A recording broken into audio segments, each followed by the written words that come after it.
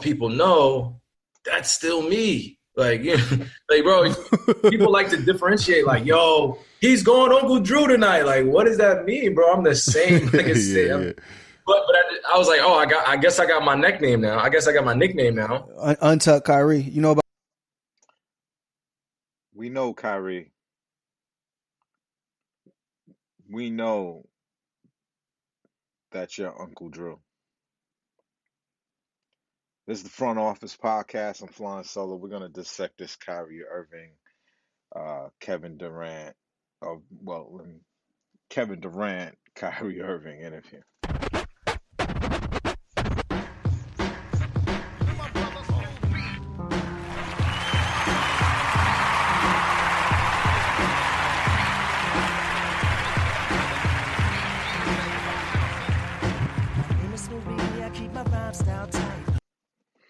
New York City, watching these playoffs, I've been real confident. I've been confident about our Brooklyn Nets, New York City. You know, even you Knicks fans, when we bring glory to New York City, when we put respect back on New York's basketball name, when I go to LA and I talk to my cousins in LA, I hate when they look at me and they go, we're a championship town, like basketball is just what we do. Look how we're just producing talent. Paul George, even your little Spencer Dinwiddie, that's LA. No, I think that's like outskirts, suburbs of LA, but still, it disgusts me that that's the case. The Knicks have been so bad for so many generations of basketball now.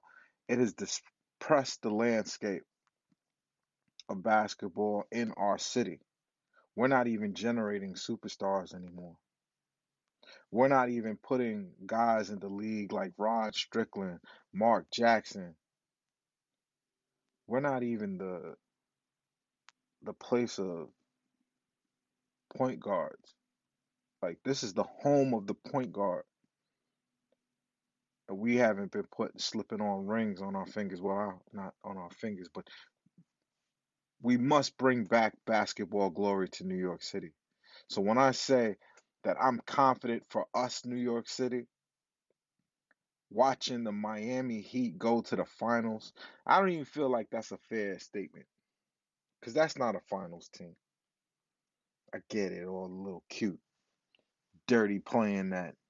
That's that is a great shithouse team. That is not a team that goes out there and just blows you out with scoring and finesse, and that is just a shithouse team. They just muck up games. You know, none of these players are components of a championship team. These players are championship pieces. You ain't gonna win no championship with pieces. New York City, I've been seeing the weapons that we could put out on the floor. Not Kyrie and KD. I'm talking about what goes alongside Kyrie and KD. Karis LeVert by himself is good for a playoff team. Karis LeVert by himself is going to get you the eighth seed. He's going to look scrappy in the first round and go out. Spencer Dinwiddie and Karis LeVert with the more grown up Jared Allen gives you, eh, maybe you scare someone in the first round. Maybe you get out the first round um, because you catch somebody, like a 4-5 matchup, and and the Nets catch somebody in the first round. That's the level of talent that you had there. Like if they also had D'Lo, I think that teams as it matured could have gotten to second rounds, Eastern Conference Finals, never winning it, but even this Heat team, like I I feel like what we have, what I've seen, my confidence in what I've seen really just doesn't come from the fact that the Nets have Kyrie and KD. We have the perfect platform to deploy Kyrie and KD. That's why I'm hyped about this shit. And Kyrie, in his own fashion, just walked along and in his own way, not meaning to, not meaning to. It's not because he means to. Like, the mistake that we make is we think that Kyrie is firing on all cylinders like regular people. That's not true. Kyrie's a special one, but he's our special one. Okay? The thing that scared me the most about this interview is that Kyrie said some wild shit, and KD listened to it and said, "Yeah, oh man, like Strange." Kevin Durant was responding to some wild shit Kyrie was saying, like, yo, like I understand the little yes man, dude. Listen, guppies swim until they could become shark food. Yeah, that's a hell of a hustle if you could get it. Do a podcast with Kevin Durant, like the best basketball in right player in right now, potentially. You do that job, you yes man, you I can't even remember the dude's name, like um and it's not a diss to him because clearly he's a professional and clearly he's dealing with sensitive athletes, right? What we don't understand as fans is we're not living inside those bodies that walk out on the floor and people are screaming their name. I used to make the same mistake. You know, it's I will tell you a story, and it's uh it's when my eyes was really open to how, like superstars and celebrities, famous people work. Um, the I was working for what was Bad Boy Records at the time, and they had all kinds of properties, and making a band, and we were in a marketing meeting about Sean John, and Puff was like, I showed Puff, I was like, look, we're doing great. Traffic wise, we're number two only to Rockaware. And at the time, Jay-Z was gigantic. And but nonetheless, um, Puff being Puff, of course, his response was like this, like, I'm fucking up. Like, internet nerd dude, why are we second? Why is Sean John second? I don't understand. We're winning awards. We're doing all this other good shit you're talking about. Why are we second? I'm not feeling. I'm not having it. And for me, in my head, I'm like, you don't know that you're not as big as Jay Z. Like, you're not aware of yourself. That right now, I guess that was like 2003. Um, I'm saying to him like, you're not as big as Jay Z right now.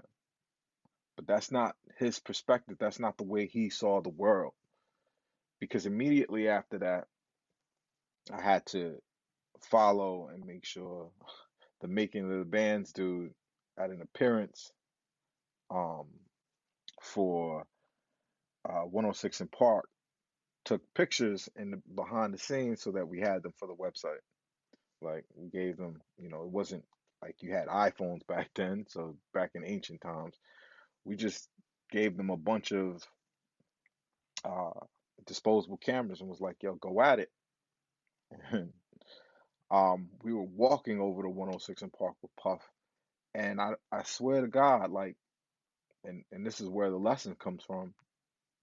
We couldn't walk 2 steps without someone, basically coming in front of Puff and falling down on their feet, like, "Oh my God, it's you." So when you're that level of a celebrity and you and the people around you are just ready to jump on you and say, "Oh my God, it's you," you have to be conscious of the fact that in truth, you aren't special, that you are human and you're fortunate, you're talented, you've achieved the level of greatness, because that perspective of thinking that you're more is what always ends up destroying these dudes. I think my former client and just awesome dude, Puff, was very cognizant of that, but also he was fueled by it. And that's a good thing. But when you don't have people that are around you that will tell you the truth, you cannot manage it. I think that's what killed Michael Jackson. Like, people as much as want to blame this doctor, but if he didn't give it to him, somebody else was. His celebrity and his greatness got him to a level where he can ask for and take anything. And that is what eventually kills the greatest people among us, the greatest talents that we've ever seen. And I really hope that there are people around Kyrie that are willing to tell him, "Son, you're bugging." I, I, I listen to Kevin Durant when he talks and when he talks about his vision. And I say, all right, yeah, slightly poisoned by fame. That's what athletes don't realize, is that they're people, but they can't talk about themselves in any other way, because at the end of the day, 69 million followers or whatever obscene number it is, right? That's real. That's real power. That's real influence.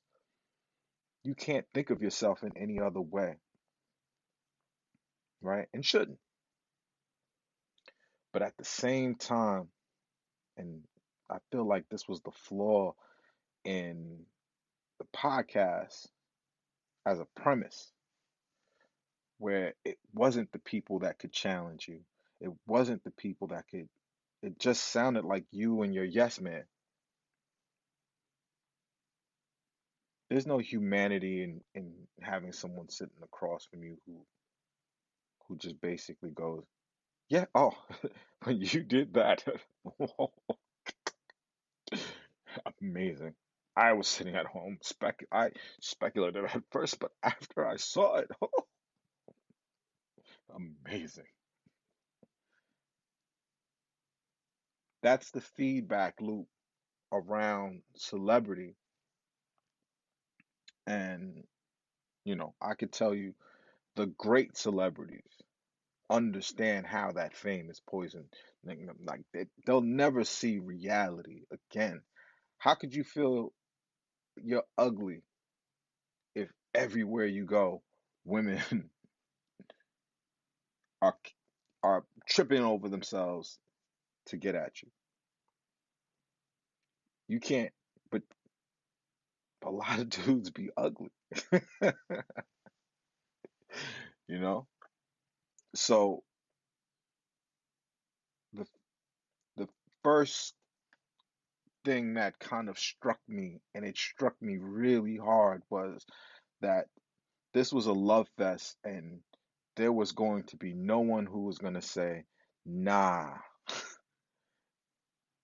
you're wilding right now." And let's go to the meat of it. that one? Untucked Kyrie mask